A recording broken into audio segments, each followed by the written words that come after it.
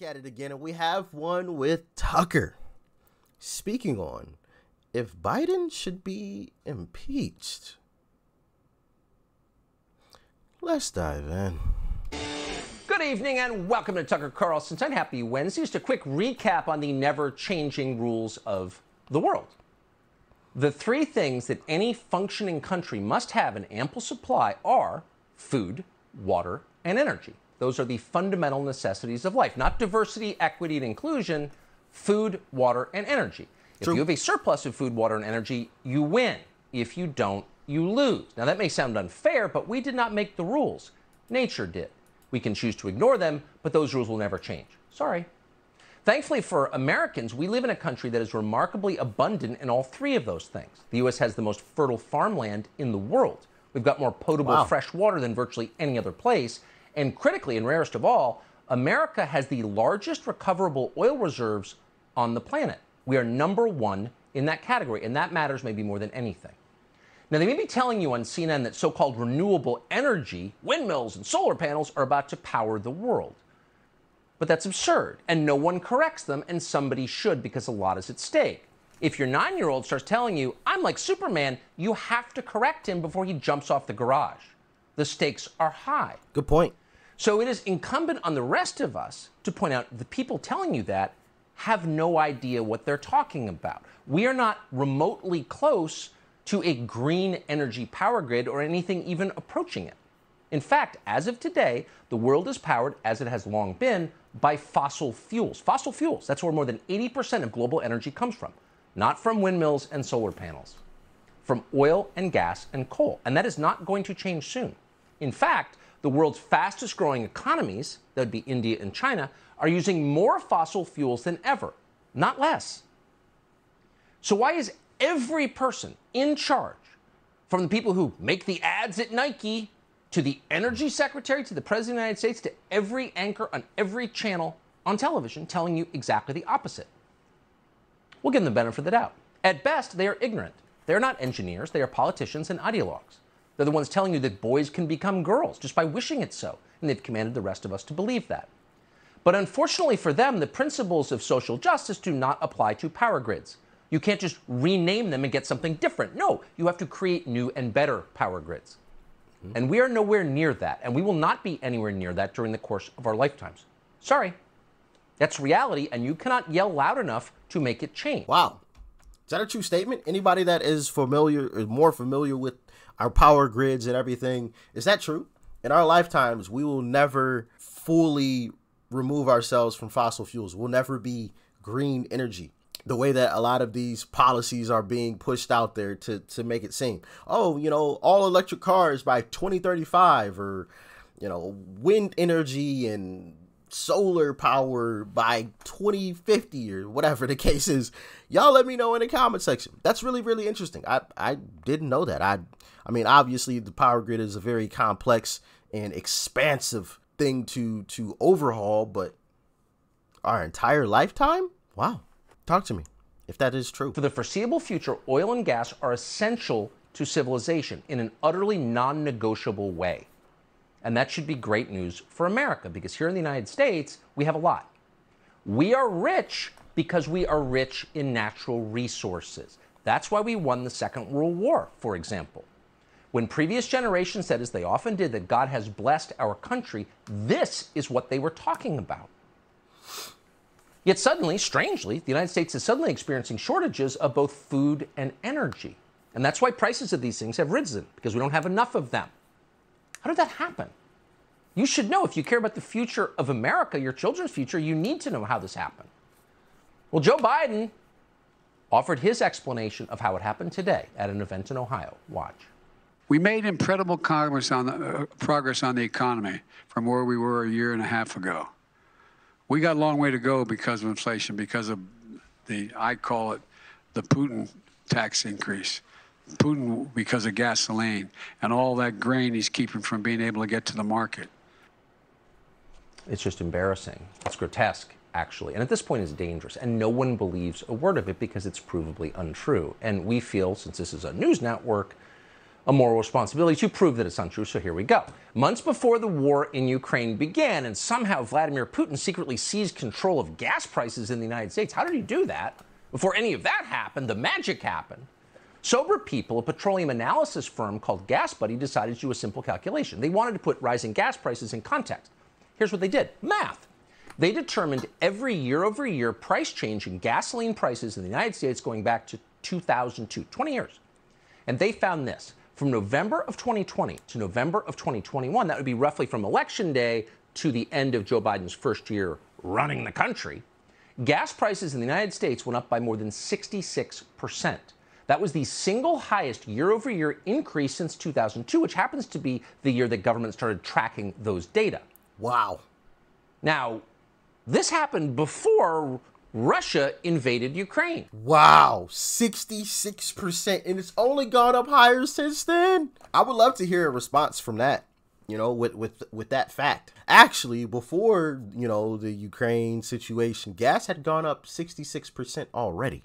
So you can't just blame it on Putin, which I don't think most people are buying that anymore anyway. I want to say I saw a statistic on it. I believe there was a statistic on how many people are actually buying the Putin tax on gas or whatever, and most people aren't. So, yeah, wow, 66% before the situation even went down. Crazy. Why did it happen? Super simple. Joe Biden on the campaign trail told us he was like Superman. And then he proceeded to jump off the garage. He told us he was going to end fossil fuels. And because no one took him seriously because he's senile and wasn't actually going to win, no one followed up with, what, are you insane? How are you going to do that? And so he kept going. And then he became president somehow. And then he followed through on that promise. He canceled pipelines. He terminated oil and gas leases. He rejoined the Paris Climate Agreement without explaining why we should. And by the way, if the climate is such a crisis, an existential crisis, and China and India are using more fossil fuels than they did 10 years ago and nobody says anything about it, maybe they're not really sincere about this global warming thing.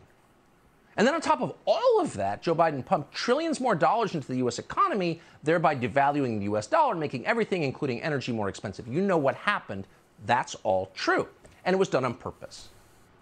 It was done to change our energy supply from what is cheap, efficient, and the source of all of our wealth to something that Biden and his donors control, the green economy that will make us poor, and that is in fact causing famine around the world right now.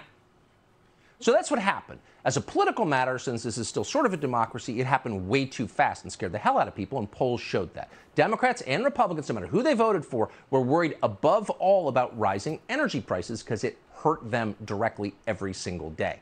And by the time Vladimir Putin invaded Ukraine, the Biden administration had found a scapegoat. Maybe that's why they encouraged him to do it in the first place, which they did. So Joe Biden started yelling, it's Putin's price hike. Putin did it.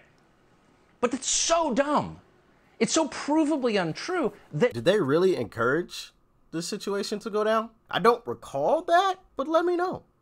Let me know. No one believed it. Even people who wanted to believe it. People who voted for Biden, who want windmills and solar farms, they couldn't believe it because it's absurd. And in an election year, that's a huge problem. So the administration had to do something. That's why, in late March, in an act of desperation, Biden did maybe the worst thing that he has done since becoming president, and that's saying a lot. He started to sell off one of this country's most important natural resources, one of our most valuable assets. It's called the Strategic Petroleum Reserve, the SPR. It's controlled by the Department of Energy. So what Biden could have done is produce more oil domestically. But that would have been too easy and too good for the United States and its long-term interests. Instead, he decided to do something so crazy and so dangerous that only someone who was intentionally trying to harm the United States would even consider it. But most people never even noticed. Here was his announcement, in case you missed it. Today, I want to talk about one aspect of Putin's war that affects and has real effects on the American people. Putin's price hike that Americans and our allies are feeling at the pump. I know how much it hurts. Our prices are rising because of Putin's action. There isn't enough supply.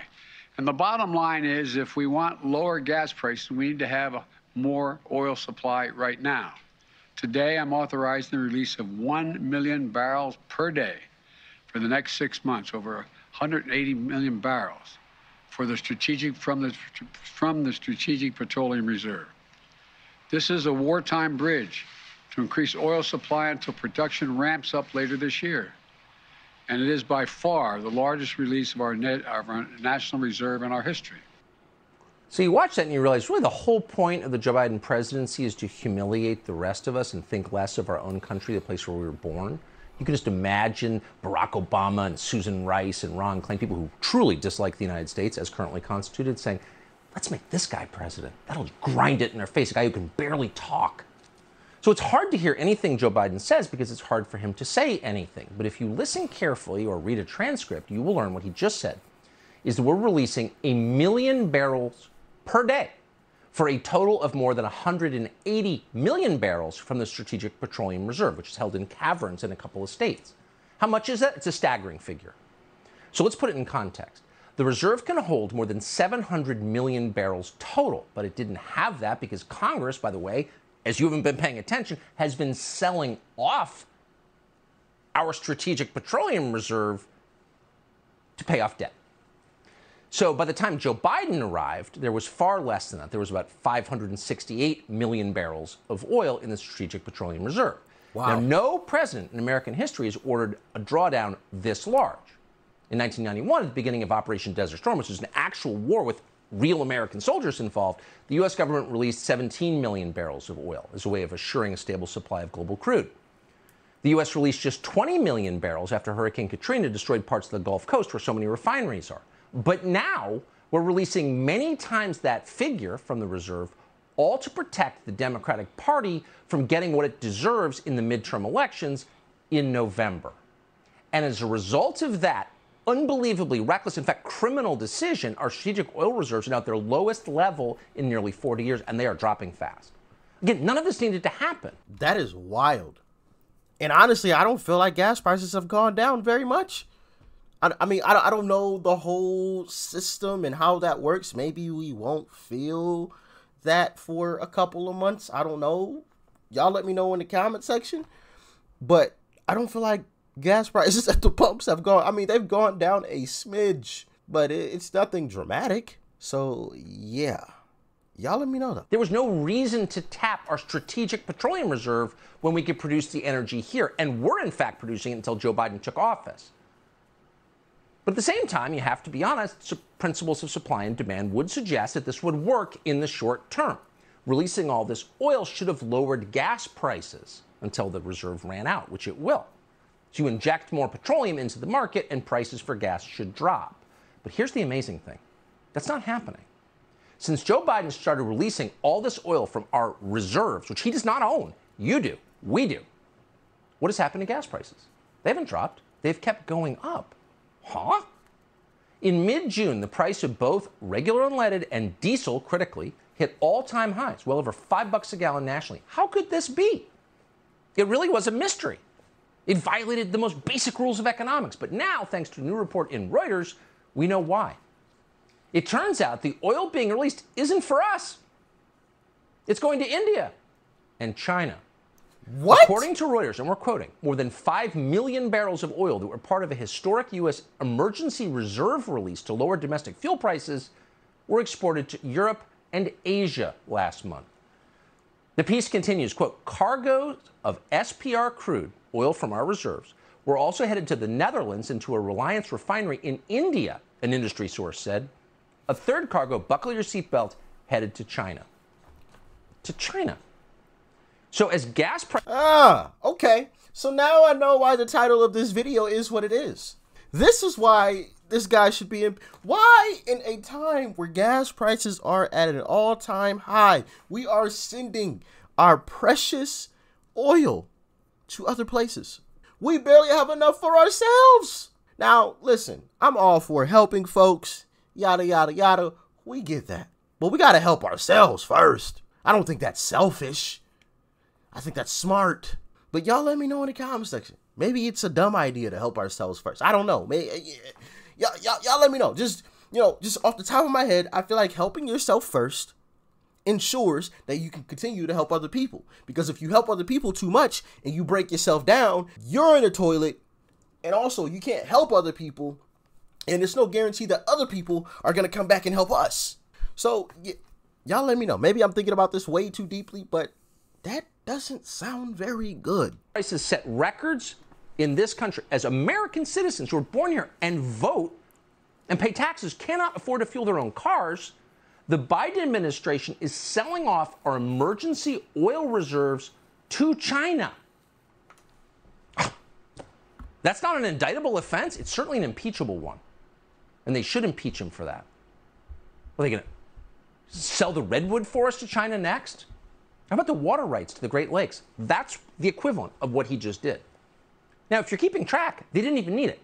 China and India already have access to very cheap oil from Russia. Why? Thanks to the Biden administration's lunatic ban on Russian oil imports. For moral reasons. It was a moral victory. The people of Ukraine, remember that? Zelensky. He was George Washington, said George W. Bush. You wouldn't know George Washington if he got in the shower with him. According to customs data, China spent $19 billion on Russian oil, gas, and coal earlier this year. That's double the amount they spent over the same period last year. India spent $5 billion on Russian oil. That's up 5 times from what they spent a year ago. So we just made Russia a ton of money. That's why the ruble is so strong, as the dollar's getting weaker. Russia has raked in $13 billion in additional revenue from India and China compared to the same period last year. Following all this? This is how we're punishing our enemies? By selling off our own most valuable assets and watching Russia and India and, my God, China get richer? Now, on top of all of that cheap Russian oil, China is getting petroleum from our emergency petroleum reserves. The crude, by the way, in the SPR is the best crude that we have. It's called medium sour crude. It's the easiest to process. And we're giving it away to a government whose whole goal is to displace us on the global stage and crush us. The Chinese will be cruel masters when they run the world. They're not like us at all. By the way, that country, China, also happens to be a longtime business partner of the Biden family. Now, a functioning Congress would investigate this immediately. The last president was impeached for what? Having a phone call with some corrupt Ukrainian politician? But no, they can't be bothered. They're still yelping about January 6th was an insurrection. They're trying to ban your hunting rifle. So the White House is able to ignore the whole thing. Here's Joe Biden's glass ceiling breaking publicist just yesterday. There's a Reuters report out this morning that says that more than 5 million barrels of oil that were released from the emergency oil reserves were exported to Europe and Asia last month. Did she just roll her eyes? Is that what she's... Emergency oil reserves were exported to Europe and Asia last month, and some of it reportedly was actually heading to China. Is the administration aware of those reports? And does the president mind that some of this oil that was meant to ease pain for consumers is headed overseas? I have not seen that report, so I would honestly have to go look into it and see what the truth is in that statement that you just laid out, and see exactly what's happening. I just have not seen that report. How can someone that dumb be that arrogant? Or is there actually a connection between dumbness and arrogance? Probably so. But if someone asks you in the White House briefing, oh, by the way, is the U.S. government selling our strategic petroleum reserve to our main enemy in the middle of a gas shortage? You probably should have an answer, or at least seem embarrassed that you don't. It's a very simple question. Why does customs data show that we are sending millions of barrels of oil to China? Huh? It's been 24 hours since that briefing. We still don't have an answer. And of course, that tells you what's really going on here. It's not a mistake. It's intentional.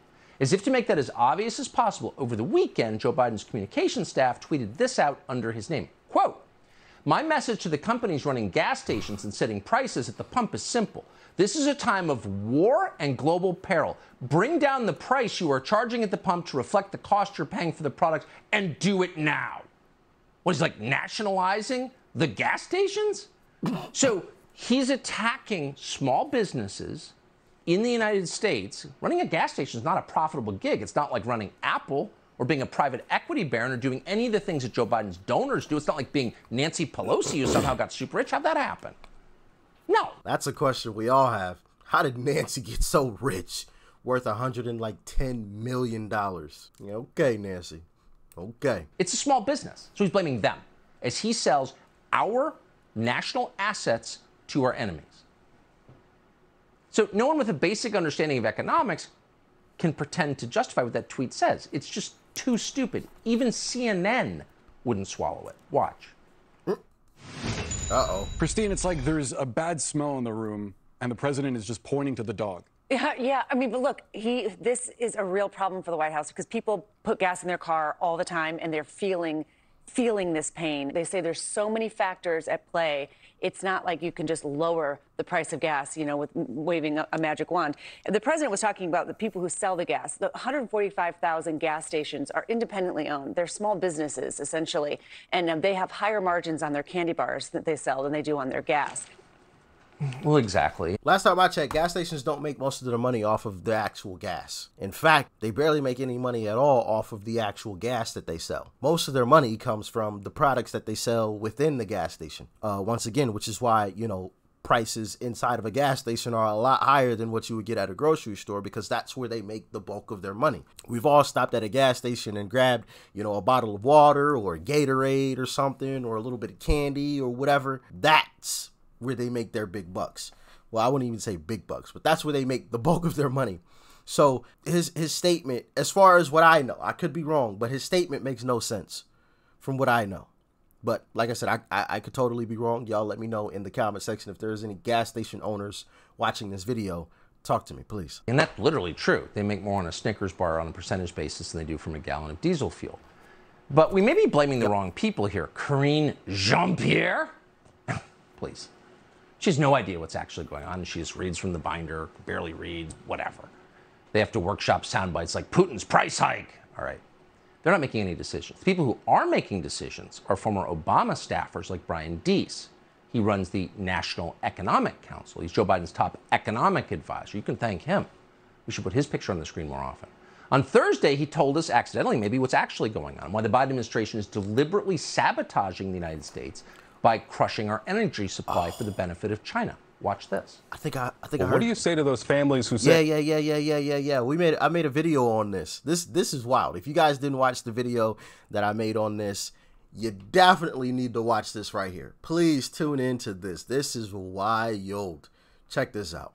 He said the quiet part out loud for sure. Well, what do you say to those families who say, listen, we can't afford to pay $4.85 a gallon for months, if not years. This is just not sustainable. Well, what you heard from the president today was a clear articulation of the stakes. This is about the future of the liberal world order, and we have to stand firm. Yeah, we've got to stand firm. The liberal world order. How's that working for you, by the way? Is there anybody who is happier because of it, except for people Liberal world order like that? No. But they don't care, because you will own nothing and be happy. What they didn't tell you was that China will own everything, including our oil supply. Wait till they come for the Great Lakes. You will own nothing and be happy. So, in conclusion, and to wrap this all up, I propose this question to you guys once again. Why do you think the administration does not care about what we the people have to say? They are projected to lose in every single poll that is out there in the midterms at the end of this year, and they are projected to lose in 24. Why do you think they are not changing course? Is there a sinister plot to just take over government and not allow us to have a free and open election? Do you think they're going to possibly rig the game to win in 24 or at the end of this year? Do you think they just don't care at all? They have an agenda and they're going to try to execute it as best as they can until they have to leave office? Or do you think they just are total idiots? Let me know in the comment section below. And last thing, should we be pushing for an impeachment of Joe Biden? Let me know in the comment section below. Like, share, comment, and of course, hit that subscribe button before you go. It's totally free. And if you would like to support the channel more than you have by watching it to this point, my PayPal link is in the description box below. Peace and love. Y'all stay safe. I'm out.